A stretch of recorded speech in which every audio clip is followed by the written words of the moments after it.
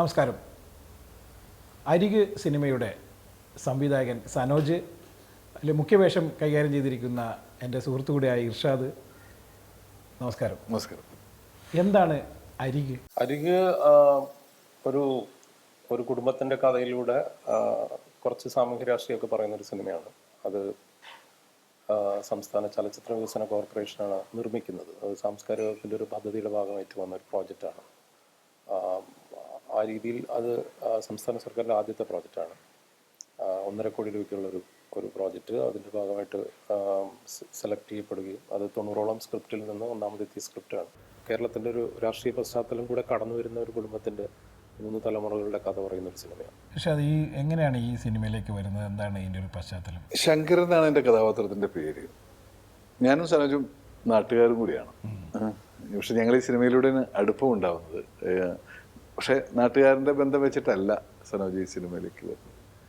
എന്നെ സമീപിക്കുന്നത് വെച്ചാൽ സെന്തിലാണ് എൻ്റെ അച്ഛനായിട്ട് അഭിനയിക്കുന്നത്.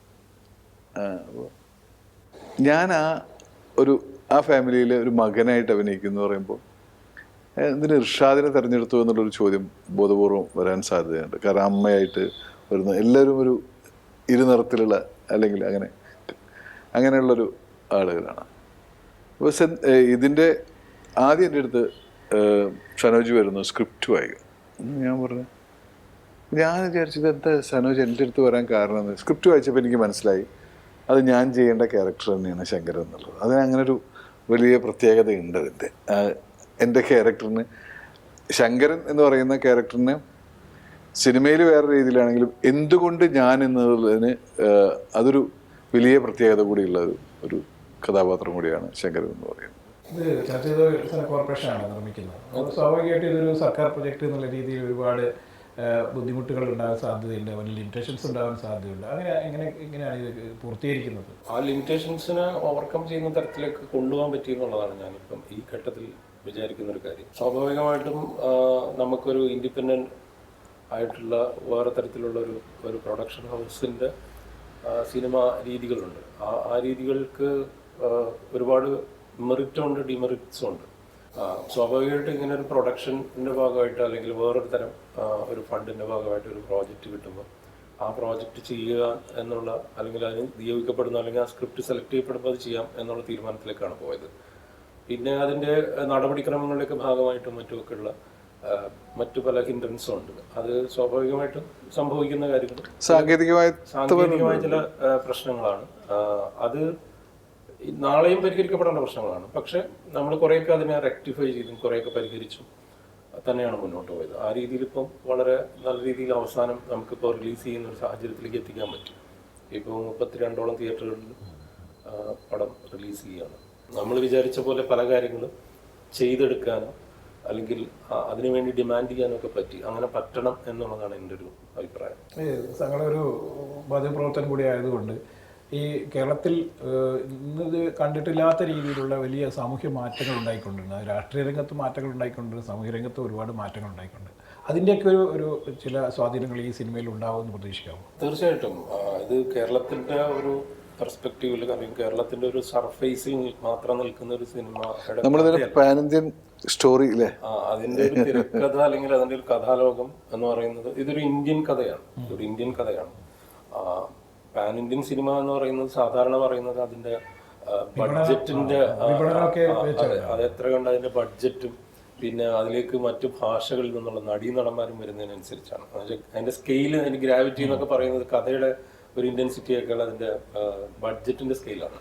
പക്ഷേ ഈ അരികിനെ സംബന്ധിച്ച് അതിൻ്റെ തിരക്കഥ അല്ലെങ്കിൽ അതിൻ്റെ കഥയാണ് അതിൻ്റെ പാൻ ഇന്ത്യൻ സ്വഭാവം എന്ന് പറയുന്നത്. കാരണം ഇത് ഇന്ത്യയിൽ നടക്കുന്ന ഒരു കഥയാണ്, കേരളത്തിൽ മാത്രം നടക്കുന്ന ഒരു കഥ. ഇന്ത്യയിൽ എവിടെയും നടക്കുന്ന അല്ലെങ്കിൽ നടന്നുകൊണ്ടിരിക്കുന്ന നടന്നിട്ടുള്ള സംഗതികളെ കുറിച്ച് കൂടെ ഈ കഥയിലൂടെ പറയാൻ ശ്രമിക്കുന്നുണ്ട്. ആ അർത്ഥത്തിൽ ഇതൊരു ഇന്ത്യൻ സിനിമയാണ് അല്ലെങ്കിൽ ഒരു ഇന്ത്യൻ കഥയാണെന്നുള്ള കാര്യത്തിൽ അങ്ങനെയാണ് നമ്മളതിനെ കാണാൻ ആഗ്രഹിക്കുന്നത്. ഇർഷാദ് സാധാരണ ഈ സമാന്തര സിനിമകളെ കുറച്ചും കൂടി പ്രോത്സാഹിപ്പിക്കുകയും അതിന് കുറച്ചും കൂടി പ്രാധാന്യം നൽകുകയൊക്കെ ചെയ്യുന്ന ഒരു ആർട്ടിസ്റ്റാണ്. അപ്പം എങ്ങനെയാണ് ഈ സിനിമകളെ തിരഞ്ഞെടുക്കുന്നത് എന്നുള്ളത്? ഞാനതിനെ മറികടക്കാൻ ശ്രമിക്കുന്ന ഒരാളാണ്. അത്തരം സിനിമ അങ്ങനെ ഒരു മുദ്ര കുത്തിയപ്പെട്ടൊരു നടനാണ് ശരിക്കും പറയുന്നത്. സമാന്തര സിനിമയിലെ നായകൻ അല്ലെങ്കിൽ ആ സമാന്തര സിനിമയുടെ ഭാഗമായിട്ടുള്ള നടൻ. പിന്നെ അത് മറികടക്കാൻ വേണ്ടി ഞാൻ കുറേ ശ്രമിച്ചു. പക്ഷേ വീണ്ടും ഇവരൊക്കെ വീണ്ടും അല്ല ഇപ്പം സത്യത്തിൽ ഇപ്പം അങ്ങനെ ഒരു സിനിമകളില്ല. ഇപ്പം സമാന്തര സിനിമ എന്ന് പറയുന്ന ഒരു സിനിമയില്ല. നല്ല സിനിമയാണെങ്കിൽ ആളുകൾ തിയേറ്ററിൽ വന്ന് കാണുന്നുണ്ട് എന്നുള്ളതാണ് അതിന് ശരി. അപ്പോൾ അതിനിപ്പോൾ നല്ലത് ചീത്തത എന്ന് മാത്രം മതി. സമാന്തര അല്ലെങ്കിൽ ആർട്ട് സിനിമ അല്ലെങ്കിൽ ബുദ്ധിജീവി സിനിമ എന്നുള്ള ആ പ്രയോഗങ്ങളൊക്കെ മാറ്റിയിട്ട് നല്ല സിനിമയും ചീത്ത സിനിമയും എന്ന് മാത്രം പറയായിരിക്കും നല്ലത്, അല്ലടാ? അങ്ങനെ ഒരു പാരലൽ ട്രാക്കിലുള്ള സിനിമയല്ല, കഥയല്ല. അത്തരം ഒരു ദുരൂഹതകളും പാറ്റേണുകള് വ്യക്തിപരമായി എനിക്ക് ഇഷ്ടമുള്ള ഒരു പാറ്റേൺ അല്ല. പിന്നെ നമ്മള് ഇതിന്റെ പ്രൊഡക്ഷനുമായി ബന്ധപ്പെട്ടൊന്നും അത്തരത്തിലുള്ള പാറ്റേൺ ഷൂട്ട് ചെയ്തൊരു സിനിമയല്ല. പിന്നെ മലയാളത്തിലെ ഏറ്റവും പ്രധാനപ്പെട്ട ഏറ്റവും കൂടുതൽ സിനിമകൾ ചെയ്യുന്ന അല്ലെങ്കിൽ ഏറ്റവും പോപ്പുലർ ആയ ടെക്നീഷ്യന്മാർ വർക്ക് ചെയ്തൊരു സിനിമയാണ്. അർത്ഥത്തിൽ തന്നെ അത് ഒരു സാധാരണ സിനിമ പോലെ സിനിമയാണെന്ന് മാത്രമേ. അതെ, 2 തവണ സ്റ്റേറ്റ് അവാർഡ് കിട്ടിയ മനീഷ് മാധവനാണ് ഇതിന്റെ ക്യാമറ ചെയ്യുന്നത്. അതെ, അപ്പം മനീഷ് സിനിമാറ്റോഗ്രാഫർ 2 തവണ സ്റ്റേറ്റ് അവാർഡ്. ഇലവിഴ പുഞ്ചിരൊക്കെ ചെയ്ത മനീഷാണ് എന്റെ ക്യാമറ ചെയ്തിരിക്കുന്നത്. അതുപോലെ എഡിറ്റിംഗ് പ്രവീൺ മംഗലത്ത് എന്ന് പറയുന്ന അദ്ദേഹം ദീർഘകാലം പുറത്തായിരുന്നു. അതായത് ഗൾഫിൽ ദുബായിലായിരുന്നു ജോലി ചെയ്തുകൊണ്ടിരുന്നത്. 10 സ്പോർട്സിന്റെ പ്രൊമോ കട്ട് എഡിറ്ററായിരുന്നു പുള്ളി. അപ്പോൾ പുള്ളിയാണ് എഡിറ്റ് ചെയ്തിരിക്കുന്നത്. മ്യൂസിക് ബിജുബാലായിട്ടാണ് മ്യൂസിക് ചെയ്തിരിക്കുന്നത്. അതുപോലെ ഗൂഗിൾദാസിനെ പോലെ ഒരു വളരെ ഏറ്റവും പ്രധാനപ്പെട്ട ആർട്ട് ഡയറക്ടറാണ് അതിനകത്ത് ആർട്ട് ഡയറക്ഷൻ. സൗണ്ട് ചെയ്തിരിക്കുന്ന നാഷണൽ അവാർഡ്, അന്നർ റസൂൽ നാഷണൽ അവാർഡ് കിട്ടിയ രാധാകൃഷ്ണനാണ്. ലുക്ക് പോസ്റ്റർ ചെയ്തിരിക്കുന്ന അജയൻ ചാലിശ്ശേരിയാണ്. അപ്പോൾ അങ്ങനെ എല്ലാവരും തന്നെ സിനിമയിൽ ഏറ്റവും ശ്രീജിത്ത് ഗുരുവായൂരാണ് മേക്കപ്പ് ചെയ്തിരിക്കുന്നത്. അങ്ങനെ എല്ലാം സിനിമയിലെ ഏറ്റവും പ്രധാനപ്പെട്ട ടെക്നീഷ്യന്മാരാണ്. അതുകൊണ്ട് തന്നെ ഒരർത്ഥത്തിലും ഇതൊരു പാരലൽ സിനിമയേ അല്ല. പക്ഷെ സിനിമ പറയുന്ന പ്രമേയം എന്ന് പറയുന്നത് ഈ പറയുന്ന പോലെ ഒരു ഭയങ്കര എന്താ പറയാ ഭയങ്കര വേറൊരു ട്രാക്കിലുള്ള പ്രമേയമല്ല. കുറച്ചുകൂടെ ഗൗരവം, ഭയങ്കര പക്ക കമേഴ്ഷ്യൽ സിനിമയല്ല, അങ്ങനെ വേണമെങ്കിൽ പറയാം, അല്ലേ? ഈ മലയാള സിനിമയിൽ ഇപ്പോൾ ഏറ്റവും കൂടുതൽ ചർച്ച ചെയ്യപ്പെടുന്ന ഒരു വലിയൊരു വിഷയമുണ്ട്. അത് നമ്മളെ ശ്രദ്ധയിൽപ്പെട്ടിട്ടുണ്ടാകുമെന്ന് വിചാരിക്കുന്നു. ഈ സിനിമയിലെ വയലൻസ് സമൂഹത്തെ ഭയങ്കരമായി ബാധിക്കുന്നു. ഇതുമായിട്ട് ബന്ധപ്പെട്ടല്ല കേട്ടോ ചോദ്യം. എങ്ങനെയാണ് അതിനെ കാണുന്നത്? പക്ഷേ അത് കുറേ വർഷങ്ങളായി സിനിമയുടെ കൂടെ ഉള്ള ഒരാൾ എന്നുള്ള രീതിയിൽ സിനിമയെ മാത്രം കുറ്റം പറയാൻ ഞാൻ തയ്യാറല്ല. സിനിമയും അതിനെ സ്വാധീനിക്കാമെന്നുള്ളത്, സമൂഹത്തിനുണ്ടാവുന്ന ചേഞ്ചസുകൾ, അത് അതുപോലെ തന്നെ കുടുംബം, പശ്ചാത്തലം, വളർന്ന രീതികൾ എല്ലാം അതിനെ സ്വാധീനിക്കുന്നത് പോലെ സിനിമയും സ്വാധീനിക്കാം. സിനിമയിൽ വയലൻസ് ഉണ്ടായതിൻ്റെ പേരിൽ ഇവിടെ വയലൻസ് ഉണ്ടാവുന്നു എന്ന് ഞാൻ വിശ്വസിക്കുന്നില്ല. പക്ഷേ അതൊരു ഘടകം തന്നെയാണ്, സംശയമൊന്നുമില്ല. നമ്മൾ ഗൾഫിലെ ഒരു ജീവിതത്തെ ബേസ് ചെയ്തുകൊണ്ട് ഒരു 2 വർഷം മുന്നേ ചെയ്തായിരുന്നു ട്യൂമൻ. ഗൾഫിലെ മലയാളി എങ്ങനെയാണ് ജീവിക്കുന്നത്, അവരുടെ ഒരു കുടുംബജീവിതം എങ്ങനെയാണ്, അവരുടെ നാട്ടിലുള്ള ആളുകൾ എങ്ങനെയാണ് ട്രീറ്റ് ചെയ്യുന്നതൊക്കെ പറഞ്ഞുകൊണ്ട് വളരെ കൃത്യമായിരുന്നു. യഥാർത്ഥത്തിൽ ഇപ്പോൾ നടക്കുന്ന പല സംഭവങ്ങളുടെയും ഒരു തുടക്കം എന്ന രീതിയിൽ വേണമെങ്കിൽ നമുക്ക് അതിനെ വിലയിരുത്താം. ആ സിനിമയെ കൂടി നമ്മളിപ്പോൾ പറഞ്ഞുകൊണ്ടിട്ടുണ്ട്. കാരണം ഇപ്പോൾ ഉണ്ടായിരിക്കുന്ന കുറേ സംഭവങ്ങൾ. പക്ഷേ ആ സിനിമ വേണ്ടത്ര തിയേറ്ററിൽ ഓടാത്തൊരു സിനിമയാണ്. പക്ഷേ ഇപ്പോൾ കഴിഞ്ഞ പ്രാവശ്യത്തെ IFFK അത് സമാന്തരമായിട്ട് പ്രദർശിപ്പിച്ചിരുന്നു.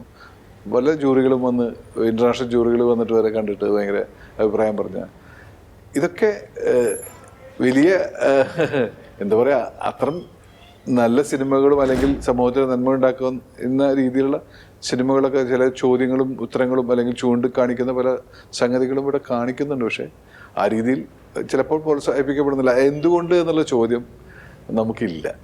അതങ്ങനെ സംഭവിക്കുന്നില്ല എന്നുള്ളതാണ് എൻ്റെ കാര്യം. അത് ഈ പ്രേക്ഷകരുടെ ഒരു ടേസ്റ്റിനൊക്കെ വലിയ മാറ്റം സംഭവിച്ചായി തോന്നിയില്ല എന്ന് പറയാൻ പറ്റില്ലേ. ചില വിജയ സിനിമകളുടെ ഒരു ഇത് എടുത്തു നോക്കുമ്പോൾ, ഒരു ബാക്ക്ഗ്രൗണ്ട് ഒക്കെ എടുത്തു നോക്കുമ്പോൾ, പിന്നെ ഇത് OTT ഭയങ്കരമായിട്ട് സ്വാധീനിച്ചിട്ട് വലിയ ബ്രഹ്മാണ്ഡ സിനിമകളൊക്കെ തിയേറ്ററിൽ പോയി കാണുകയും മറ്റേത് ചെറിയ സിനിമകളൊക്കെ പിന്നീട് അതെ അതെ അതെ അങ്ങനെ സ്റ്റാർഡമില്ലാത്ത സിനിമകൾ അല്ലെങ്കിൽ ഭയങ്കര ബഡ്ജറ്റിങ് അല്ലെങ്കിൽ വലിയ പരസ്യം അല്ലെങ്കിൽ ആ രീതിയിൽ കൊണ്ട് മീഡിയ അറ്റൻഷൻ ഉണ്ടാക്കിക്കൊണ്ട് തിയേറ്ററിൽ വലിയ വർക്കാക്കാൻ ശ്രമിക്കുന്ന സിനിമകളുണ്ട്. അത് ആ രീതിയിൽ വിജയിക്കുന്നുണ്ട്, പരാജയപ്പെടുന്നുണ്ട്. പക്ഷെ ചെറിയ സിനിമകൾ എന്ന് പറയുന്നത് ചിലപ്പോൾ ബഡ്ജറ്റിങ് ഒക്കെ അത് നമുക്ക് OTT വരുമ്പോൾ, അപ്പോൾ ഈ OTTയും നേരത്തെ പറഞ്ഞ പോലെ ഓരോ കാര്യങ്ങളും സമൂഹത്തിനെ ബാധിക്കുന്ന പോലെ സിനിമയും ഈ രീതിയിൽ ബാധിക്കുന്നുണ്ട്. ശരിക്കും പറഞ്ഞാൽ OTTയും ഒരു ഘടകം തന്നെ. കാരണം 35-40 ദിവസം മാക്സിമം ആണ്. അത് കഴിഞ്ഞാൽ OTT വരും, ഏതെങ്കിലും OTT വരുമെന്നുള്ള അതും ഇപ്പോൾ ഇല്ലാതായിക്കൊണ്ടിരിക്കേണ്ടത് വേറെ കാര്യം. വേറൊരു ഇപ്പൊ പരമ്പരകളിലേക്ക് ആളുകൾ കുറച്ചും കൂടി അല്ല, സിനിമ OTT-ക്കാർ സിനിമ എടുക്കുന്നതിന്റെ ഒരു നിയന്ത്രണം വന്നു തുടങ്ങിയിട്ടുണ്ട് ഇപ്പോൾ. അതിപ്പോൾ സിനിമ എപ്പോഴും തിയേറ്ററിൽ തന്നെയാണ് വർക്കാവുക എന്നുള്ളതാണ് ഞാൻ വിശ്വസിക്കുന്ന ഒരാളാണ്. അല്ലെങ്കിൽ അങ്ങനെയൊക്കെ തന്നെ കാണേണ്ടതാണ് സിനിമ എന്നുള്ളതാണ്. അപ്പോൾ വീണ്ടും പ്രേക്ഷകർ തിയേറ്ററിലേക്ക് തന്നെ തിരിച്ചു വരുന്നതാണ് വിശ്വസിക്കുന്നത്. നേരത്തെ ഈ താരങ്ങളുടെ സിനിമയ്ക്ക് കൂടുതൽ പ്രാധാന്യവും അല്ലെങ്കിൽ അത്ര ജനങ്ങൾക്ക് വലിയ അതൊക്കെ മാറിയിട്ട് ഇപ്പോൾ കഥക്ക് കുറച്ചുകൂടി പ്രാധാന്യം കിട്ടുന്ന രീതിയിലേക്കുള്ള ഒരു പുതിയൊരു ട്രെൻഡ് ഉണ്ട്. അതിനെ നമ്മളെങ്ങനെ കാണുന്നു? താരങ്ങൾ എപ്പോഴും താരങ്ങൾ തന്നെയാണല്ലോ. അവർക്ക് എന്തായാലും ഇനീഷ്യൽ ഉണ്ടാവും, അല്ലെങ്കിൽ അവരുടെ സിനിമയെ അതുകൊണ്ടാണല്ലോ അവരെ താരങ്ങൾ എന്നുള്ള വാക്ക് തന്നെ ഉപയോഗിക്കുന്നത്. അതിൽ പരാജയങ്ങളും വിജയങ്ങളും ഉണ്ടാവുന്നുണ്ട്. വലിയ സിനിമകൾ, വലിയ പ്രതീക്ഷയോടെ വന്ന സിനിമകൾ പലതും പരാജയപ്പെട്ടു പോകുന്നുണ്ട്. അതിൻ്റെ ഇപ്പം ഈ പറഞ്ഞ കൂട്ടത്തിൽ നല്ല സിനിമകളും പ്രേക്ഷകർ തിയേറ്ററിൽ വന്നിട്ട് കാണുന്നുണ്ട്. പക്ഷെ നല്ല തിയേറ്ററിൽ എന്താ പറയുക, എല്ലാം ഘടകങ്ങളും. അപ്പോൾ അതിനുള്ള ബഡ്ജറ്റിംഗ് ഒക്കെ പ്രശ്നം വരും. അപ്പോൾ അവർക്കത് എപ്പോഴും ഇപ്പോൾ നമ്മൾ 10 രൂപയുടെ ടൂത്ത് പേസ്റ്റ് വിൽക്കാൻ ലക്ഷങ്ങളുടെ പരസ്യമാണ് ചെയ്യുന്നത് എന്ന് പറയുന്ന പോലെ ഈ സാധനം മാർക്കറ്റ് ചെയ്യാതൊന്നും ഒരു സിനിമയും ആളുകൾക്ക് എത്തില്ല. അല്ലെങ്കിൽ എപ്പോഴും നല്ല സിനിമയായിരുന്നു, അയ്യോ OTT-ലോ TV-ലോ, പണ്ട് TV-ലൊക്കെ വരുമ്പോൾ നല്ല സിനിമ ഇരുന്നിട്ടാ എന്തേ വിജയിച്ചില്ല എന്ന് ചോദിക്കുന്ന ഒരുപാട് ചോദ്യം കേട്ടിട്ടുള്ള മനുഷ്യനെ ഞാൻ. അപ്പോൾ മാർക്കറ്റിംഗ് ഒരു ഘടകം തന്നെയാണ്. അപ്പോൾ മാർക്കറ്റിങ്ങിനുള്ള ഫണ്ട് കൂടി അവർ കണ്ടെത്തുക. അപ്പോൾ ഒരു സിനിമ ബഡ്ജറ്റിംഗ് എന്ന് പറയുമ്പോൾ ഒരു 5 കോടിക്ക് ഒരു സിനിമ എടുക്കാന്ന് പറഞ്ഞാൽ 5 കോടിയും കൂടി പരസ്യത്തിന് കണ്ടെത്തണം. എന്നാൽ അത്ര പ്രേക്ഷകരെ തിയേറ്ററിൽ എത്തിക്കുക എന്നുള്ളത് അത്ര നിസ്സാര കാര്യമല്ല. അല്ല പിന്നെ സ്റ്റാർഡം ഉണ്ടെങ്കിൽ നല്ല കണ്ടന്റാണ് വിജയിക്കുന്നത്. പക്ഷെ എന്നാൽ പോലും നമ്മളിപ്പോൾ സോഷ്യൽ മീഡിയയിലൊക്കെ കുറച്ചും കൂടി നമുക്ക് ഇത് ആളുകളിലേക്ക് എത്തിക്കാനുള്ള കുറച്ചും കൂടി സൗകര്യങ്ങളുണ്ടല്ലോ. പണ്ട് നമുക്കറിയാം, ഇപ്പോൾ 10-25 വർഷം മുന്നേ നമുക്ക് പോസ്റ്ററും അതുപോലെ തന്നെ പത്രത്തിലെ പരസ്യമില്ലാതെ വേറൊരു മാർഗ്ഗം ഉണ്ടായിരുന്നില്ല. ഇപ്പോൾ ഒരുപാട് മാർഗ്ഗങ്ങളുണ്ട്. ഇപ്പം തന്നെ സോഷ്യൽ മീഡിയ പ്ലാറ്റ്ഫോം എന്ന് പറഞ്ഞാൽ കുറേ അധികമുണ്ട്. എങ്ങനെയാണ് അതിനെ ഉപയോഗിച്ചത് ഇതിൻ്റെ ഒരു? അല്ല, ഇത് തീർച്ചയായിട്ടും അതൊരു വലിയ സാധ്യതയാണ്. ഒന്നാമത് നേരത്തെ പറഞ്ഞ പോലെ ഇപ്പം നമ്മൾ തിയേറ്ററിലേക്ക് ആളുകൾ വരുന്നില്ല എന്ന് പറയുന്നതിനകത്ത് അതിന് കുറേ കാരണങ്ങളുണ്ട്. അതിൻ്റെ ഒരു ഇവല്യൂഷൻ്റെ ഭാഗമാണ് ടെക്നോളജിയിൽ. അതായത് മനുഷ്യരുടെ വ്യൂവിങ് എക്സ്പീരിയൻസിൽ ഡിഫറൻസ് വന്നു, കുറച്ചുകൂടെ മാറി. അതായത് നേരത്തെ ഒരു ചെറിയ TV-യിലാണ് മനുഷ്യൻ സിനിമ കണ്ടിരുന്നത് വീട്ടിൽ. അതുകൊണ്ടാണ് വലിയ സ്ക്രീനിനോടുള്ള ഒരു അഫിനിറ്റി വരുന്നത്. ഇപ്പോൾ വീടിനകത്ത് ഹോം തിയേറ്റർ എന്ന് പറയുന്നത് ഒരു വാളിലുള്ള വലിയ സ്ക്രീനുകൾ വന്നു. അതിൻ്റെ ക്വാളിറ്റി വൈസ് അത് നല്ല TV സ്ക്രീൻസ് വന്നു. ഇപ്പോൾ 4K ഒക്കെ റെസൊല്യൂഷനുള്ള പ്രോജക്റ്റ്, അല്ലെങ്കിൽ അതിൻ്റെ പ്രോജക്ടറുള്ള അല്ലെങ്കിൽ അത്തരത്തിലുള്ള സ്ക്രീനിങ് എക്സ്പീരിയൻസ് വരാൻ തുടങ്ങിയപ്പോൾ ആളുകൾ കുറച്ചുകൂടെ അവരുടെ ഒരു സ്പേസിലേക്ക് ഒതുക്കാൻ തുടങ്ങുന്നത്. ഇത് ലോകത്തിൽ മൊത്തത്തിലുള്ള മാറ്റമാണ്. അതിൻ്റെ വഴിക്ക് നടക്കും. ആ സാങ്കേതിക വിദ്യയും അതിൻ്റെ ഭാഗമായിട്ടുള്ള ആളുകളുടെ ഈ തെരഞ്ഞെടുപ്പുകളുടെ വ്യത്യാസമൊക്കെ വരും.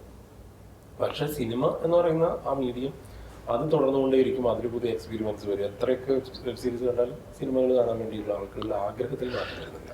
അതിന്റെ സ്വഭാവത്തിലൊക്കെ ചിലപ്പോൾ മാറ്റം. അപ്പോൾ ഈ സോഷ്യൽ മീഡിയ പറഞ്ഞ പോലെ സോഷ്യൽ മീഡിയ കൃത്യമായിട്ട് ഉപയോഗിക്കുന്ന പോലെ തന്നെ വേറെ രീതിയിലും വളരുന്നുണ്ട്.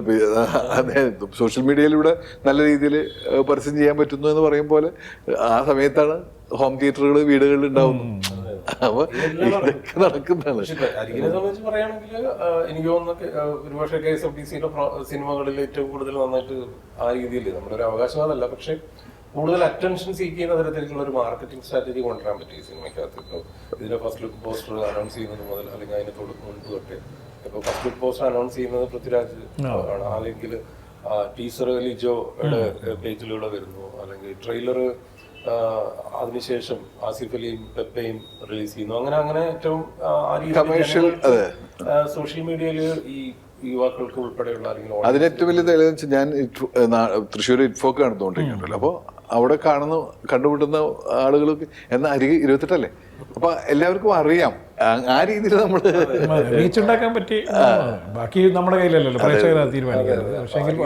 തിയേറ്ററിലേക്ക് വരണമെന്നുള്ള അവർ തീരുമാനിക്കേണ്ട കാര്യമാണ്. ഇതിന് മാർക്കറ്റിംഗ് സ്ട്രാറ്റജിയിൽ നമ്മൾ പുതിയ രീതിയിൽ ഉപയോഗിച്ചാൽ കുറേയൊക്കെ അറ്റൻഷൻ സീക്ക് ചെയ്യാൻ പറ്റും. ബാക്കി സിനിമ കണ്ടിട്ട് ആളുകൾ തീരുമാനിക്കേണ്ട കാര്യമാണ്. ഇതൊന്നും അല്ലാത്തൊരു ചോദ്യമാണ്. ഈ അതായത് മിനി സ്ക്രീനിലൂടെ വന്ന ആളാണ് ഇർഷാദ്. പിന്നീട് മലയാള സിനിമയുടെ വളരെ പ്രധാനപ്പെട്ട ഒരുപാട് സിനിമകൾ ചെയ്തു. പക്ഷേ ഈ മിനി സ്ക്രീൻ, അതായത് സീരിയലുകളെ കുറിച്ചൊക്കെ കഴിഞ്ഞ ഒരു 2-3 മാസം മുന്നേ ഉണ്ടായ ഒരു വലിയൊരു പരാതി എന്ന് പറയുന്നത് വിഷം നിറച്ച ആണ് ഇത് കൊടുക്കുന്നതെന്ന്. ഇത് ഭയങ്കരമായ സമൂഹത്തിന് വലിയ ഡേഞ്ചർ സിറ്റുവേഷൻ ഉണ്ടാക്കുന്നുണ്ട്. എന്താണ് അതിനെക്കുറിച്ചുള്ള അഭിപ്രായം? അത് ഒരു രാഷ്ട്രീയമാണ് ശരിക്കും. പ്രേമേട്ടൻ പറഞ്ഞതിനോട് യോജിക്കുകയല്ലേ നല്ലത്. നമ്മൾ സീരിയലിലൂടെ വളർന്ന ഒരാളാണ്, അല്ലെങ്കിൽ സീരിയൽ ഒരുപാട് കാലം സിനിമ ചെയ്ത ശേഷമാണ് ഞാൻ സീരിയലിലേക്ക് പോകുന്നത്. എങ്കിലും നമ്മൾ എപ്പോഴും പറയുന്നത് സിനിമ ചോരയും സീരിയൽ ചോറുമാണ് എന്ന് പറഞ്ഞ് നമ്മളത് അങ്ങനെ പറയാറുള്ളതാണ്. പക്ഷെ ആ രീതിയിൽ കുറച്ചും കൂടി സെൻസറിങ് എന്ന് പറയുന്ന സാധനത്തിനോട് നമുക്ക് ഒരിക്കലും യോജിക്കാൻ കഴിയില്ല. പക്ഷെ കുറച്ച് അത് മേക്ക് ചെയ്യുന്ന ആളുകൾ കുറച്ചും കൂടി ശ്രദ്ധിക്കുക എന്നുള്ളത് മാത്രമേ പറയാൻ പറ്റൂ. സ്വയം നിയന്ത്രണം ഏർപ്പെടുത്തും. അതെ, അല്ലെങ്കിൽ നമ്മൾ OTT പ്ലാറ്റ്ഫോമുകളൊക്കെ വരുമ്പോൾ നമ്മൾ ആദ്യം ആലോചിച്ചിരുന്നത് സെൻസറിങ്ങിനെ ഭയക്കാതെ ഒരുപാട് സിനിമകൾ ഉണ്ടാക്കാൻ പറ്റുന്ന, എന്നിട്ട് അതിനൊക്കെ മറികടന്നിട്ട് നെറ്റ്ഫ്ലിക്സ് ഒരു സിനിമയെ അവരുടെ പ്ലാറ്റ്ഫോമിൽ നിന്ന് റിമൂവ് ചെയ്യേണ്ട അവസ്ഥയുണ്ടായി. അപ്പൊ ഭയക്കുന്ന എന്തൊക്കെയോ സംഗതികൾ ഇവിടെ ഉണ്ട്. അപ്പൊ നമുക്ക് അപ്പൊ ഈ ഭയം അല്ല വിഷയം. ഞാൻ പറഞ്ഞ അപ്പൊ നമ്മള് ചോദ്യത്തിലേക്ക് തന്നെ വരാം. അത് മേക്ക് ചെയ്യുന്ന ആളുകൾ ശ്രദ്ധിക്കുക എന്നുള്ളതാണ് ഇതിൽ പറയാനുള്ളത്. കുറച്ചും കൂടി ഒരു അടക്കവും അല്ലെങ്കിൽ ഒരു സാധനം ഉണ്ടായെങ്കിൽ, കാരണം എന്തും കച്ചവടമാണ്. ഇപ്പോൾ സീരിയൽ എന്നൊക്കെ പറഞ്ഞു കഴിഞ്ഞാൽ പക്ക കച്ചവടമാണ്. കണ്ണീര് വീറ്റ അല്ലെങ്കിൽ ഏതാണോ വിഷയം സംസാരിക്കുന്നതെങ്കിൽ അത് എങ്ങനെ കൂടുതൽ പ്രേക്ഷകരെ ഉള്ളിലേക്ക് എത്തിക്കുക എന്നുള്ളതാണ്. അവിടെ കുറച്ച് അച്ചടക്കം ഉണ്ടായാൽ നന്നായിരിക്കുമെന്ന് വിശ്വസിക്കുന്ന ഒരാളാണ് ഞാൻ. ഈ സെൻസറിങ്ങിൻ്റെ കാര്യം പറഞ്ഞല്ലോ, ഈ സെൻസറിങ്ങുമായി ബന്ധപ്പെട്ട് ഇത് കുറച്ച് വിവാദങ്ങൾ ഉണ്ടായിരുന്നു. എങ്ങനെയാണ് ഈ സെൻസർ ബോർഡുമായിട്ടുണ്ടായ ഒരു പ്രശ്നങ്ങളൊക്കെ? പൊതുവെ സിനിമകൾക്കുള്ളൊരു കാര്യമാണ്. അതെ, നമ്മളൊരു വാചകം ഇങ്ങനെ വളരെ രസകരമായിട്ട് ഒരു ക്യാരക്ടർ പറഞ്ഞുകൊണ്ടിരിക്കുമ്പോൾ ഈ പഠിക്കുക എന്ന് പറയുന്നത് ഈ വാചകത്തെ ബ്രേക്ക് ചെയ്യുന്നതൊക്കെ വലിയ കാര്യമെന്ന് പറയുന്നതിൽ കാര്യമില്ല. ഒന്നാമതെന്ന് വെച്ചാൽ ഈ രാജ്യത്ത് ക്രൈം എന്ന് പറയുന്നത് വളരെ നല്ല രീതിയിൽ നടന്നുകൊണ്ടിരിക്കുന്നുണ്ട്. എല്ലാ രാജ്യങ്ങളിലും നടക്കുന്നുണ്ട്. മെക്സിക്കോയിലോ അല്ലെങ്കിൽ ഇവിടെ വികസിത രാജ്യങ്ങളിലും എല്ലാം നടക്കുന്നത്. എനിക്ക് തോന്നുന്നത് നേരത്തെ പറഞ്ഞത് ആളുകൾ സിനിമ കണ്ടിട്ട് ക്രൈം ചെയ്ത് കളയാന്ന് വിചാരിക്കുന്നതല്ല. മനുഷ്യൻ എന്ന് പറയുന്നത് ഒരു ഡൊമസ്റ്റിക് ആനിമലാണ്. അവൻ്റെ ഉള്ളിൽ എല്ലാ ഇൻസ്റ്റിങ്ക്റ്റും ഉണ്ട്. ഇവര് പ്രാകൃതകാലം തൊട്ട് ആലോചിച്ച് നോക്കുക. അങ്ങനെ തന്നെയാണ് നമ്മൾ വളർന്നത്. വെട്ടിപ്പിടിച്ച് കൊന്നും യുദ്ധങ്ങളെല്ലാം അങ്ങനെയാണ്. മനുഷ്യന്റെ ഉള്ളിലുള്ള വയലൻസ് ആണ്. അത് ട്രിഗർ ചെയ്യുന്ന കഥകളുണ്ടാവുന്നു. അത് ചിലപ്പോൾ ചെറിയ കുട്ടികളെ വല്ലാതെ സ്വാധീനിക്കുന്നുണ്ടാവും. പക്ഷെ ബേസിക്കലി മനുഷ്യന്റെ ഉള്ളിലുണ്ട്. അപ്പം ഈ നാട്ടിൽ കമ്മ്യൂണലായിട്ട് സിനിമ ചെയ്യാം. ഇപ്പൊ കേരള സ്റ്റോറി എന്ന് പറയുന്ന സിനിമ വന്നു, അല്ലെങ്കിൽ കാശ്മീർ ഫയൽസ് വരുന്നു. ഭയങ്കര കമ്മ്യൂണലായ സിനിമകൾക്ക് സെൻസറിങ്ങിന് ഒരു പ്രശ്നമില്ല. ആരെങ്കിലും എന്തെങ്കിലും വാക്കുകൾ പറയുന്നത് മാത്രം ഭയങ്കര സെൻസറിങ്. അതേസമയം ഭയങ്കര വയലൻസ് ഉള്ള സിനിമകൾക്ക് സെൻസർ കിട്ടുന്നുണ്ടല്ലേ. അത്രയും സ്റ്റാർസിന്റെ സിനിമകൾ, ജയിലർ എന്ന് പറയുന്ന സിനിമ ഉൾപ്പെടെ എത്രയോ സിനിമകൾ, അതിലെല്ലാം വയലൻസ് കഥാപാത്രത്തിന് അല്ലെങ്കിൽ അതനുസരിച്ചായിരിക്കും. പക്ഷെ ഞാൻ പറയുന്നത് അപ്പൊ ഇതിലൊരു കൃത്യമായ രീതിയിലല്ല അത് സെൻസർ ചെയ്യപ്പെടുന്നത്. അങ്ങനെയാണെങ്കിൽ ഒരിക്കലും ഇവിടെ കാശ്മീർ ഫയൽ പോലുള്ള സിനിമ സെൻസർ ചെയ്യപ്പെടില്ല. കേരള സ്റ്റോറി ഉണ്ടാവില്ല. കാരണം അത് ഭയങ്കരമായിട്ട് മിസ്ലീഡ് ചെയ്യപ്പെട്ട ഒരു സാധനമാണ്. ഒരു ഇൻഫർമേഷനെ ബേസ് ചെയ്തിട്ടുള്ള കാര്യം. അതിനെങ്ങനെയാണ് സെൻസർ കിട്ടുന്നത്? അപ്പൊ ഈ സെൻസറിംഗ് എന്ന് പറയുന്നതിൽ തന്നെ ഒരു വേറെ തരം അബ്സർഡിറ്റി ഉണ്ട്. പക്ഷെ നമുക്കിപ്പോൾ ഈ സിസ്റ്റത്തിൽ നിന്നുള്ള ഒരു സിനിമയെ സമീപിക്കുമ്പോൾ നമുക്ക് അതിലെ കുറെ കാര്യങ്ങളിൽ അത്തരം മാനദണ്ഡങ്ങളെ പാലിക്കേണ്ട ഒരു സാഹചര്യം നമുക്ക്. ഇതിൻ്റെ ഒരു കണ്ടിന്യൂറ്റി ചോദ്യം തന്നെയാണ്. ഈ ഇപ്പോഴും ഗൂഢമായ ചില രാഷ്ട്രീയ താല്പര്യങ്ങൾ സിനിമയിലൂടെ ഒളിച്ചു കടത്തുന്ന ഒരു രീതിയുണ്ട്. എങ്ങനെയാണ് അതിനെ കാണുന്നത്? സിനിമയിലൂടെ മാത്രമല്ല, എല്ലായിടത്തും എല്ലായിടത്തും ഒളിച്ചു കടത്തുന്നുണ്ട്. അതാ പറഞ്ഞത്. അതിപ്പോ ഇവിടെ ഇത് നിർത്തിയെടുത്ത് തന്നെ പറയാം. അതിനൊക്കെ മറികടന്നുകൊണ്ട് നമ്മൾ മുന്നോട്ട് പോവുക എന്നുള്ളതാണ്. അല്ലാതെ ഇന്നത്തെ സാഹചര്യം അതാണ്. നമ്മുടെ നിലവിലെ സാഹചര്യങ്ങളൊക്കെ അങ്ങനെയാണ് നിൽക്കുന്നത്. അതിനെ മറികടക്കുക എന്നുള്ളതാണ്. അത് സമരം അല്ലെങ്കിൽ കലയിലൂടെ മറികടക്കാൻ പറ്റുമെന്നാണ് വിശ്വസിക്കുന്ന ഒരാൾക്കാരാണ്. കലഹം തന്നെയാണ് തീർച്ചയായിട്ടും. പക്ഷെ ഇതൊക്കെ പറയുമ്പോഴും ഇത് ഈ ഭരണകൂടത്തിൻ്റെയൊക്കെ ഇത്തരത്തിലുള്ള ഈ സമീപനമൊക്കെ കുറച്ചും കൂടി കണിശമാവുകയാണ്. പക്ഷെ അത് എത്ര കാലം അങ്ങനെ പറ്റുമെന്നുള്ളതാണ് നമ്മൾ മീൻസ് ആ ഭരണകൂടത്തിന്റെ അത്ര കണിശതകളൊന്നും ഒരുപാട് കാലം മുന്നോട്ട് കൊണ്ടുപോകാൻ പറ്റൂല. ഒരു ഫാസിസ്റ്റും അല്ലെങ്കിൽ ഒന്നും അധികകാലം നിലനിൽക്കില്ല. അതിനൊക്കെ അതാ പറഞ്ഞത്, ജനങ്ങളും സമൂഹവും എല്ലാം അതിൻ്റെതായ ശക്തമായി മുന്നോട്ട് പോകുമെന്നാണ് ഞാൻ വിശ്വസിക്കുന്നത്. എന്താണ് ഒരു ഇതിലൂടെ സമൂഹത്തോട് പറയാൻ ഉദ്ദേശിക്കുന്നത്? അതിലൂടെ നമ്മളങ്ങനെ ഒരു സമൂഹത്തോട് ഒരു കാര്യം വിളിച്ചു പറയാൻ ഉദ്ദേശിക്കുന്ന ഒരു സിനിമയല്ല. അങ്ങനെ ഒരു ദൗത്യം സമൂഹത്തെ ഉദ്ധരിക്കുക, സന്ദേശം കൊടുക്കുക മാത്രം എനിക്ക്. കാരണം സമൂഹത്തിന് കുറെ കൂടെ സമൂഹത്തിന് അറിയാം, അല്ലെങ്കിൽ ജനങ്ങൾക്ക് ലോകത്ത് എന്താ നടക്കുന്നത്. നമ്മള് എപ്പോഴും വാർത്ത എഴുതുമ്പോൾ പറയും ഈ വാർത്ത എഴുതുമ്പോൾ ഈ വായിക്കുന്നവന് യാതൊരു ധാരണയില്ലെന്ന് വിചാരിക്കരുത്. കാരണം ഈ എഴുതുന്നവനേക്കാൾ ധാരണയുണ്ട് വായിക്കുന്നവനെന്ന് പറയും, അത് പത്രത്തിൽ എഴുതുമ്പോൾ.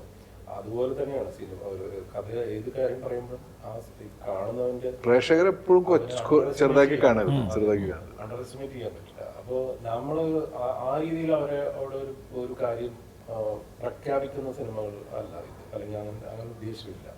പക്ഷേ നമ്മളറിയാതെ തന്നെ നമ്മളിലേക്ക് തിരിച്ചു വരുന്ന, അല്ലെങ്കിൽ നമ്മളിൽ തന്നെ ഗ്രസിച്ചുകൊണ്ടിരിക്കുന്ന, അല്ലെങ്കിൽ നമ്മളിൽ തന്നെ നമ്മൾ അറിയാതെ മാറിപ്പോകുന്ന, വീരാൻകുട്ടിയുടെ ഒക്കെ കവിതയിൽ പറയുന്ന പോലത്തെ, അല്ലെങ്കിൽ മോഹനകൃഷ്ണന്റെ കവിതയിൽ പറയുന്ന പോലെ, നമ്മളൊക്കെ പണ്ട് സ്കൂളിൽ പഠിച്ചിരുന്ന പേരുകളിൽ നിന്ന് ഫേസ്ബുക്കിലേക്ക് വന്നപ്പോൾ നമ്മുടെയൊക്കെ പേരുകൾ മാറുന്നത് എങ്ങനെയാണ്, അതുപോലെ അല്ലെ ആ പേരുകളുടെ അറ്റത്തേക്ക് മറ്റേ സർനെയിമുകൾ എങ്ങനെയാണ് കയറി വരുന്നത് വേറെ തരത്തിൽ, എന്നൊക്കെയുള്ള തരത്തിലുള്ള ചേഞ്ചസ് ഉണ്ടല്ലോ. ഈ ചേഞ്ചസ് നമ്മൾ അറിയാതെയോ സംഭവിക്കുന്നു, ചിലത് ഡെലിബറേറ്റ് ആയിട്ട് സംഭവിക്കുന്നു. അങ്ങനെയുള്ള കാര്യങ്ങളുടെ ഒരു ആകുലതയെ കുറിച്ചും കൂടെ നമ്മൾ സംസാരിക്കാൻ ശ്രമിക്കുന്നു മാത്രമേ. പക്ഷെ ഈ സിനിമയുടെ ഒരു കൾച്ചറിലൊക്കെ ഉണ്ടായ മാറ്റങ്ങൾ എങ്ങനെയാണ് ഉൾക്കൊണ്ടിരുന്നത്? അതായത് നമ്മൾ പറയുന്നത് കഴിഞ്ഞ 25 വർഷക്കാലമായി സിനിമയിൽ ചേഞ്ചസ് ഉണ്ടായിക്കൊണ്ടേയിരിക്കുന്നുണ്ട്. നമ്മളിപ്പോൾ ഈ സംസാരിച്ചുകൊണ്ടിരിക്കുന്ന സമയത്ത് തന്നെ വലിയ ചേഞ്ചസ് ഉണ്ടായിക്കൊണ്ടിരിക്കുന്ന ടൈമാണ്. എങ്ങനെയാണ് ഇതിനെ വിലയിരുത്തുന്നത്? പരീക്ഷണ സിനിമകളൊക്കെ മലയാളത്തിൽ നിന്ന് ഉണ്ടാവുന്നുണ്ട്. സിനിമകൾ ഓരോ കാലം, ഇപ്പോൾ പപ്പേട്ടനൊക്കെ പറയും വരപ്പെട്ട കെട്ടിയ ഗ്രാമത്തിൽ ഇന്നല്ല സംഭവിക്കുന്നു, ഏത് കാലത്ത് സംഭവിച്ച സിനിമയാണ്. അതുപോലുള്ള സിനിമകൾ ഇപ്പൊ നമ്മളിപ്പോ ഇപ്പോഴാണ് പുതിയ നല്ല സിനിമകൾ ഉണ്ടാവുന്നത്, അല്ലെങ്കിൽ പുതിയ ചിന്തകൾ ഉണ്ടാവുന്നതെന്ന് പറയാൻ പറ്റില്ല. എല്ലാ കാലത്തും പുതിയ ആളുകൾ വരും, പുതിയ ചിന്തകൾ ഉണ്ടാവും. അതിനനുസരിച്ചുള്ള അത് സിനിമയിൽ മാത്രമല്ല, നോവലിലായാലും കഥകളിലായാലും കവിതകളിലായാലും. ഇപ്പൊ കവിത എന്ന് പറയുന്നത് വൃത്തത്തിലും താളത്തിലും മാത്രം എഴുതിയാലേ കവിതയാവുള്ളൂ എന്ന് പറയുന്നൊരു കാലത്ത് നിന്ന് എങ്ങനെ എഴുതിയാലും കവിതയാണെന്ന് പറയുന്ന അങ്ങനെ ഒരു സാധനം. അപ്പൊ ആ രീതിയിൽ സിനിമയ്ക്കും നല്ല രീതിയിലുള്ള മാറ്റങ്ങൾ ഉണ്ടാവുന്നുണ്ട്. സാങ്കേതികപരമായിട്ട് നല്ല വളർച്ചയുണ്ടാവുന്നു. അതിനനുസരിച്ച് സിനിമയ്ക്ക് നല്ല ഹൈറ്റ് ഉണ്ടാക്കാൻ പറ്റുന്നുണ്ട്. ഓരോ സമയത്തുള്ള ന്യൂജൻ സിനിമകളാണ് ഓരോ സമയത്തും. അതെ, സിനിമകൾ എനിക്ക് തോന്നുന്നു പ്രേംനസീറിനെ കാണാനില്ല സിനിമ. ആ സമയത്ത് ഭയങ്കര എക്സ്പീരിമെന്റൽ സിനിമയാണ് അല്ലേ, രസമുള്ള സിനിമയാണ് അത് അന്നത്തെ ഒരു ന്യൂജൻ സിനിമയാണ്. അപ്പൊ അതുകൊണ്ട് ഇപ്പോഴല്ല രോചന ഉണ്ടാവുന്നില്ല എല്ലാ കാലത്തും. അവളുടെ രാവുകൾ വന്നപ്പോൾ അന്ന് ഭയങ്കര വലിയൊരു സംഭവമായിരുന്നു. മലയാള സിനിമ ഇതോ ഭയങ്കര ചേഞ്ചസ് ഉണ്ടായിക്കൊണ്ടിരിക്കുന്നു. നിർമ്മാല്യം പോലുള്ള സിനിമകൾ ഇപ്പൊ ആലോചിക്കാൻ പറ്റില്ല എന്നുള്ള വേറൊരു അവസ്ഥയിലേക്ക് നമ്മൾ മാറി. അതും ശരിക്കും ചർച്ച ചെയ്യേണ്ട ഒരു വിഷയമാണ്. കാരണം നമ്മൾ സിനിമയിൽ നേരത്തെ ഉണ്ടായിരുന്ന സ്വാതന്ത്ര്യം അവസ്ഥയിലേക്ക് സമൂഹം എന്താണ് അങ്ങനെ ഗ്രസിച്ചുകൊണ്ടിരിക്കുന്നത് എന്നുള്ളതിലേക്കാണ് നമ്മൾ ഉൾപ്പെടെ പറയാൻ ശ്രമിക്കുന്നത്. നമ്മൾ ചെറുതായിട്ട് വിരൽ ചൂണ്ടുന്നുണ്ട്. അതായത് സന്ദേശമൊന്നുമല്ല, നമ്മളിങ്ങനെ ചില കാഴ്ചകൾ ഇങ്ങനെ എല്ലാവർക്കും അറിയുന്ന കാഴ്ചകൾ നമ്മളൊന്ന് സിനിമയിലൂടെ കാണിക്കുന്നതാണ് അല്ലേ, അങ്ങനല്ലേ എനിക്ക് പറയാൻ പറ്റുള്ളൂ. അല്ലാണ്ട് പ്രഷർക്കും ഇതൊക്കെ അറിയണം തന്നെയാണ്. അവനവന്റെ ഉള്ളിലുള്ള കാര്യങ്ങളൊക്കെ തന്നെയാണ്. ഒന്ന് വെറുതെ ഒന്ന് ടോർച്ചടിച്ച് നോക്കിയാൽ ശരിയാ എൻ്റെ ഉള്ളിലുണ്ടല്ലോ എന്ന് തോന്നാവുന്ന കുറെ കാര്യങ്ങളുണ്ട്. അത്ര അങ്ങനെയാണ് ഈ അരികു പോകുന്നത്. എങ്ങനെയാ ഈ ഒരു ഇർഷാദിനോട് പേഴ്സണലി ചോദ്യമാണ്, എങ്ങനെയാണ് നമ്മൾ ഇനി ഉള്ള നമ്മുടെ പ്രൊജക്റ്റുകളൊക്കെ എങ്ങനെയാണ്, എന്താണ്? ഞാനിപ്പോൾ ഇന്നലെ ഒരു സിനിമ തുടങ്ങിയിട്ടുണ്ട്. നിഖില വെമ്മൽ നായികയായിട്ടുള്ളൊരു പെണ്ണ് കേസ് എന്ന് പറയുന്ന ഒരു സിനിമ. മൈസൂർ തുടങ്ങിയിട്ടുണ്ട്. അതിപ്പോൾ 5ാം തീയതിക്ക് ശേഷം 6ാം തീയതി ജോയിൻ ചെയ്യണം. ലാലേട്ടൻ്റെ ഒരു പടം ഇറങ്ങാനുണ്ട്, തുടരും എന്ന് പറയുന്ന തരുൺ മൂർത്തിയുടെ പടമാണ്. തരുണും ഞാനും കൂടി 1-2 പരിപാടികൾ ആലോചനയിലുണ്ട്. ഈ വർഷം കുറച്ചുകൂടി നല്ല സിനിമകൾ ആയിട്ട് സാധ്യതകൾ കാണുന്നുണ്ട്. പുതിയ 1-2 ആളുകളുടെ സിനിമകൾ ചെയ്യുന്നുണ്ട് പ്രാവശ്യം. സജീവമായിരിക്കുക. അതെ, വേറൊരു സാധനമുണ്ട്. ഞാൻ 30 വർഷമായി. 30 വർഷം 3 പതിറ്റാണ്ടിന്റെ ഓർമ്മകളാണ്. എൻ്റെ ആയുസിന്റെ പകുതി ഞാൻ സിനിമയ്ക്ക് വേണ്ടി ഉപയോഗിച്ചിട്ടുണ്ട്. സിനിമയിലൂടെ തന്നെ ജീവിക്കുന്നത്. അപ്പോൾ അതിൻ്റെ ഒരു സന്തോഷവും അഭിമാനമുണ്ട്. കാരണം സിനിമയിൽ എത്തിപ്പെടുക എന്നുള്ളത് ഇപ്പോഴത്തെ കാലത്ത് വളരെ നിസ്സാരമായ പരിപാടിയാണ്. ഇപ്പോൾ നമ്മുടെ കാലത്തൊന്നും അങ്ങനെ സിനിമ പോലും നമുക്ക് സ്വപ്നം കാണാനല്ല പോലും ഉള്ള അവകാശം ഉണ്ടായിരുന്നില്ല. നമുക്കിപ്പോൾ ഇഷ്ടംപോലെ കാസ്റ്റിംഗ് കോൾ, സോഷ്യൽ മീഡിയ ഒക്കെ സാധ്യതകൾ ഒരുപാടാണ്. പിന്നെ നിലനിൽക്കുക എന്നുള്ളതാണ് വലിയ സമരം എന്ന് പറയുന്നത്. അപ്പോൾ 30 വർഷം നമ്മൾക്ക് നിലനിൽക്കാൻ പറ്റിയെന്നുള്ളത് തന്നെ. ഇപ്പോഴും നമ്മൾ അഭിനയിക്കാത്ത ഒരുപാട് സംവിധായകരുടെ നീണ്ട നിര മലയാള സിനിമയിലുണ്ട്. എന്നിട്ട് നമ്മളിവിടെയൊക്കെ നിന്ന് പോകുന്നുണ്ട്. വലിയ സന്തോഷം. ഈ പുതിയ ന്യൂജൻ സംവിധായകരുടെ കൂടെയൊക്കെ വർക്ക് ചെയ്യുന്ന സമയത്ത് ഉണ്ടായിരുന്നൊരു എക്സ്പീരിയൻസ് എങ്ങനെയാണ്? കാരണം വലിയ സംവിധായകരോട് വർക്ക് ചെയ്ത ഒരു എക്സ്പീരിയൻസ് ഉണ്ടല്ലോ, അതുകൊണ്ട് ചോദിക്കും. അതെ അതെ, പുതിയ ഇപ്പം ഞാൻ പറയാം ഗിരീഷ് ഐഡിയുടെ കൂടെ ഇപ്പം അതാണല്ലോ ഏറ്റവും പുതിയ കാലത്തിന്റെ ഗിരീഷ് തണ്ണീർമത്തൻ ദിനങ്ങൾ ചെയ്യുന്ന സമയത്ത് ഇവരുടെയൊക്കെ എന്താ വെച്ചാൽ ഇവർക്ക് നല്ല കാഴ്ചകളുള്ള പിള്ളേരാണ്, നല്ല ധാരണകളുണ്ട് എന്നാണ് എനിക്ക് തോന്നുന്നത്.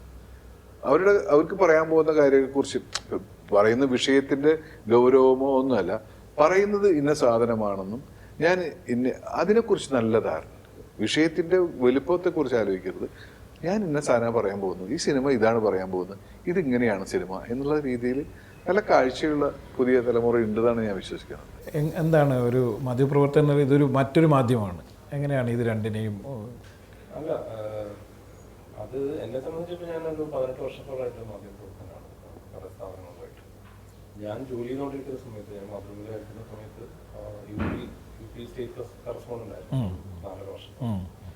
അപ്പോൾ ഞാൻ 2018 ഞാനൊരു ഹിന്ദി ഷോർട്ട് ഫിലിം ചെയ്തിരുന്നു, അത് ഇന്ത്യൻ പനോരമയിലുണ്ടായിരുന്നു ആ വർഷം. അത് ജോലിയുടെ ഇടയിലൊക്കെ തന്നെ സംഭവിച്ചതാണ്. അതിൽ ഈ പറഞ്ഞ പോലെ മനീഷും ബിജുവാറും ഉൾപ്പെടെയുള്ള എല്ലാവരും വർക്ക് ചെയ്തൊരു പ്രോജക്റ്റാണ്. അതാണ് അതിനിടയിൽ ഉണ്ടായിരുന്നത്. പിന്നെ മറ്റു പല സിനിമകളുടെ തിരക്കഥകളുമായി ബന്ധപ്പെട്ടൊക്കെ വർക്ക് ചെയ്തുകൊണ്ടിരിക്കുന്നതിന് ഇടയിലാണ് ഈ പ്രോജക്റ്റ് ചെയ്യുന്നത്. അപ്പോൾ ഇത് രണ്ടും ഇതിനിടയിലൂടെ നടക്കുന്നുണ്ട്. ഇപ്പോഴും ഞാൻ മാധ്യമ പ്രവർത്തനമായിട്ട് തുടരുന്നുണ്ട്. അടുത്ത സിനിമകളുടെ പണികളും നടക്കുന്നുണ്ട്. അതിന് തിരക്കഥ ആലോചനകളാണ്. അടുത്ത വർഷം അടുത്ത സിനിമ നടക്കും. ഇർഷാദുണ്ടോ ഈ വർഷമല്ലേ? ഈ വർഷമല്ലേ? ഇതിപ്പോ അല്ല, അത് ചോദിച്ചാൽ അതിൽ ഇർഷാദില്ലെന്ന് ചോദിച്ചു. അതെനിക്ക് പറ്റുന്ന സാധനം ഉണ്ടെങ്കിൽ വിളിക്കും. ഇല്ലേന്ന് ചോദിക്കുന്ന ചോദ്യമില്ല, അതൊരു ചോദ്യമാണ്. അങ്ങനെ നമ്മൾ ആരോടും ചോദിക്കും. നമുക്ക് പറ്റുന്ന ക്യാരക്ടർ ഉണ്ടെങ്കിൽ നമ്മൾ വിളിക്കും. ഇപ്പൊ നമ്മൾ അങ്ങനെയൊക്കെ ആവട്ടെ. പറയാൻ പറ്റില്ല, എന്ത് സംഭവിക്കാം. അപ്പോൾ അരികെ തിയേറ്ററിൽ വരാൻ ഇനി ആകെ കുറച്ച് മണിക്കൂർ മാത്രമേ ഉള്ളൂ. നമ്മുടെ അരികിൽ എത്തിക്കഴിഞ്ഞു അരികെ. അതുകൊണ്ട് എല്ലാവിധ വിജയാശംസകളും നേരുന്നു. നന്ദി, നമസ്കാരം. എല്ലാവരും തിയേറ്ററിൽ പോയി കാണണം എന്നാണ് ഞങ്ങൾക്ക്. വളരെ വലിയ സ്റ്റാർസ് എന്നുള്ള പടം എന്നല്ല, നമ്മുടെ ഒരു ചെറിയ പടമാണ്. എന്തായാലും നിങ്ങളൊക്കെ ഒന്ന് തിയേറ്ററിൽ പോയി കണ്ടാൽ നമുക്ക് വലിയ പ്രോത്സാഹനമായിരിക്കും. തീർച്ചയായിട്ടും കാണണം. നിങ്ങളെ തൃപ്തിപ്പെടുത്തുന്ന ഒരു സിനിമയായിരിക്കും.